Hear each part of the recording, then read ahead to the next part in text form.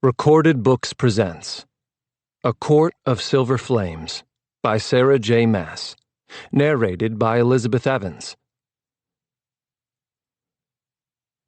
The black water nipping at her thrashing heels was freezing.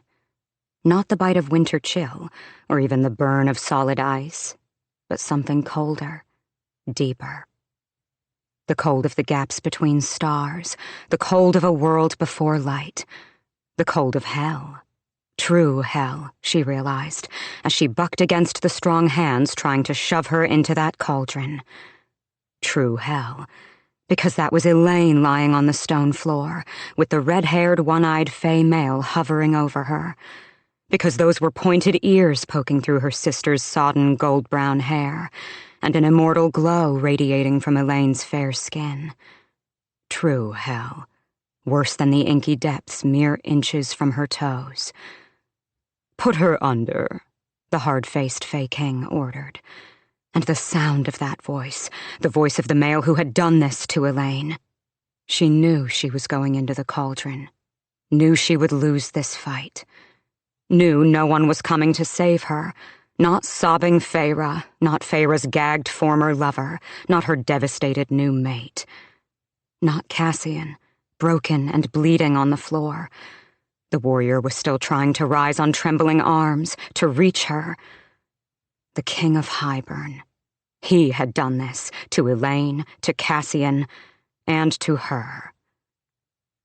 The icy water bit into the soles of her feet. It was a kiss of venom, a death so permanent that every inch of her roared in defiance. She was going in, but she would not go gently. The water gripped her ankles with phantom talons, tugging her down. She twisted, wrenching her arm free from the guard who held it, and Nesta Archeron pointed, one finger, at the King of Highburn. A death promise, a target marked. Hands shoved her into the water's waiting claws. Nesta laughed at the fear that crept into the king's eyes just before the water devoured her whole. In the beginning, and in the end, there was darkness, and nothing more. She did not feel the cold as she sank into a sea that had no bottom, no horizon, no surface, but she felt the burning. Immortality was not a serene youth. It was fire. It was molten ore poured into her veins, boiling her human blood until it was nothing but steam, forging her brittle bones until they were fresh steel. And when she opened her mouth to scream, when the pain ripped her very self in two, there was no sound. There was nothing in this place but darkness and agony and power. They would pay. All of them. Starting with this cauldron. Starting now.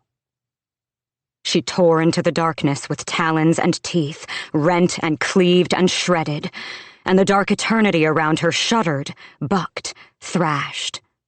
She laughed as it recoiled, laughed around the mouthful of raw power she ripped out and swallowed whole, laughed at the fistfuls of eternity she shoved into her heart, her veins. The cauldron struggled like a bird under a cat's paw. She refused to relent. Everything it had stolen from her, from Elaine, she would take from it. Wrapped in black eternity, Nesta and the cauldron twined, burning through the darkness like a newborn star. Part 1. Novice.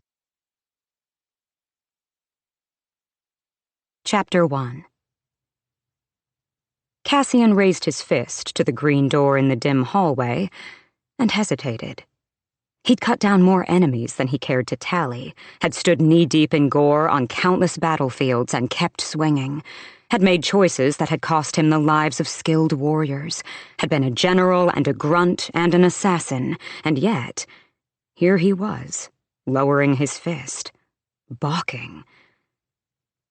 The building on the north side of the Sidra River was in need of new paint, and new floors, if the creaking boards beneath his boots as he'd climbed the 2 flights had been any indication. But at least it was clean. Definitely grim by Valaris's standards, but when the city itself had no slums, that wasn't saying much. he'd seen and stayed in far worse. He'd never understood, though, why Nesta insisted on dwelling here,